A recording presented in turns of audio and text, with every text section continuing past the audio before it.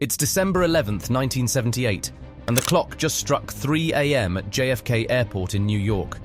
The Lufthansa cargo building is quiet as a church mouse, but little do the unsuspecting workers know, a crew of armed-to-the-teeth robbers is about to turn their world upside down. The mastermind behind this whole crazy scheme? None other than Peter Gruenewald, a Lufthansa employee with the inside scoop on the airline's money movements. Lufthansa had been flying in tons of cold, hard cash from American tourists and military groups overseas. Normally, this dough would be whisked away to the banks in armoured trucks, but sometimes delays meant the money had to sit tight at the airport overnight. And that's when Gruenewald knew he had hit the jackpot. Desperate to make his dream of a big score a reality, Gruenewald decided to bring his good buddy Louis Werner in on the plan. Werner was drowning in gambling debts and saw this as his golden ticket out of the hole. So, what did he do? He stabbed his pal in the back and took the scheme straight to a big-time bookie named Martin Krugman. Krugman, always on the lookout for a juicy opportunity, wasted no time in bringing the plan to the one and only Henry Hill. Yeah, the same wise guy from the movie Goodfellas. Hill and his partners in crime, led by the notorious Jimmy Burke, were old pros at knocking over airports. They couldn't resist the chance to get their hands on a fortune. The stage was set for a heist that would go down in the history books. With Hill and his team on board, and Werner feeding them inside information, it seemed like nothing could go wrong. But as they say, even the best-laid plans can go awry when greed and betrayal enter the picture. Henry Hill was no stranger to the criminal underworld. He was a key player in Jimmy Burke's tight-knit staff, a group of wise guys with their fingers in all sorts of illegal pies. These boys were thick as thieves with the Lucchese crime family, one of the Big Apple's most notorious mob outfits. For them, JFK Airport was like their own personal playground, a place where they could pull off daring heists and hijackings without breaking a sweat. Electronics, designer threads, gourmet grub, they snatched it. When Burke and Hill got wind of Gruenewald's master plan to knock over the Lufthansa cargo building, they knew they had struck gold. It was like a gift from the criminal gods. They wasted no time in taking the reins of the operation, putting their years of experience to work as they plotted every last detail. Handpicking a squad of their most trusted associates, they bided their time, waiting for the signal from their inside man, Louis Werner. When the clock struck 3 a.m. on that fateful December night, it was showtime. The masked bandits made their move, armed with the juicy intel Werner had served up on a silver platter. They hit the cargo building like a tornado, catching the poor, unsuspecting night shift workers completely off guard. In a matter of minutes, the hapless employees were rounded up like sheep and herded into a cramped break room at gunpoint, their hands trussed up with cuffs. The stage was set for a heist that would go down in the annals of American criminal history. But the robbers weren't done yet. They found a supervisor and made him an offer he couldn't refuse. Open the vault or else. The poor sap complied, and the thieves slipped in without tripping any alarms. Once inside, they couldn't believe their eyes. Mountains of cold, hard cash and sparkling jewels, all there for the taking. They made short work of the loot, piling a jaw-dropping $5 million in untraceable bills and nearly $1 million in precious stones into their getaway van. And just like that, they vanished into the night, leaving nothing but a bunch of shell-shocked workers and some empty shelves behind. It was like something straight out of the movies. A heist so audacious, so perfectly executed, that it seemed almost too good to be true. Little did they know, their lucky streak was about to run out in a big way. However, the elation of the perfect crime was short-lived. Parnell Stephen Stax Edwards, the getaway driver, made a critical error in judgment.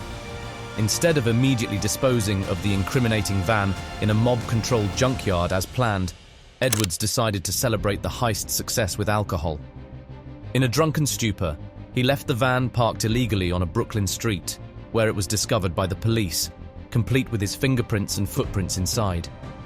Fearing that the trail would lead back to them, Burke made a ruthless decision to cut all ties with Edwards permanently. The ill-fated driver became the first casualty of the heist's aftermath, his life snuffed out by his own collaborators. As the weeks turned into months, Burke's paranoia and greed grew, driving him to seek an ever larger share of the stolen wealth. The dominoes began to fall, one by one, with Martin Krugman disappearing just a month after the robbery. By the summer of 1979, the death toll had reached a staggering 8 individuals connected to the heist. The FBI, frustrated by their inability to directly link the murders to Burke and Hill, turned their attention to the inside man, Louis Werner. With the help of Gruenewald's testimony, Werner was convicted for his role in the heist. However, he steadfastly refused to implicate his co-conspirators, leaving the case at an apparent standstill. The turning point in the investigation came in 1980, when Henry Hill found himself facing a string of drug charges.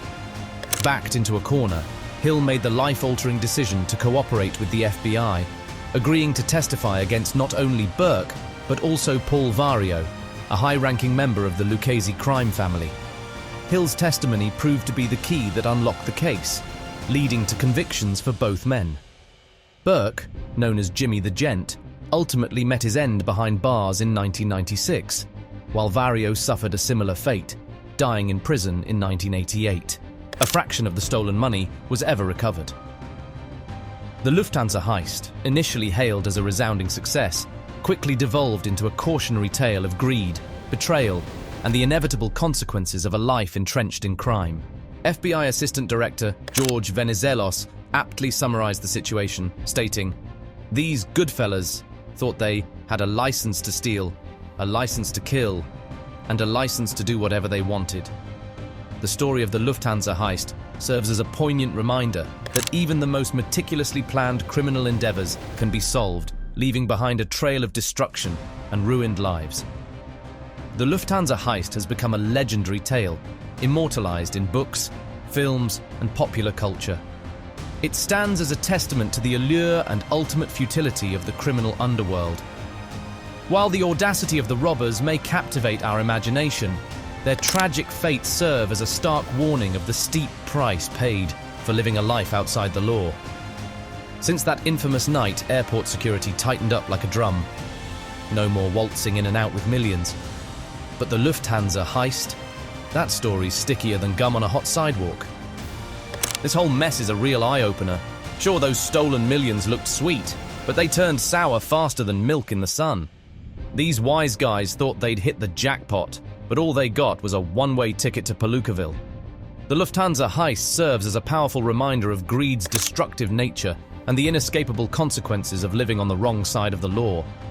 It's a tale that echoes through time, highlighting human weaknesses and the high stakes of the criminal underworld. This heist stands as a sobering cautionary tale. Even the most carefully orchestrated crimes can fall apart, leaving behind a wake of destruction and shattered lives. It's a story that continues to fascinate and repel us, offering a glimpse into society's dark underbelly and the steep price paid for crossing legal boundaries. The Lufthansa heist continues to captivate us as one of America's most infamous crimes. What do you think motivated these daring thieves to risk it all?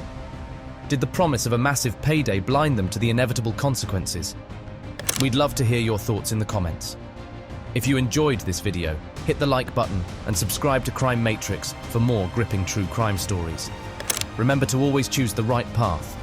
Thanks for watching, and see you next time.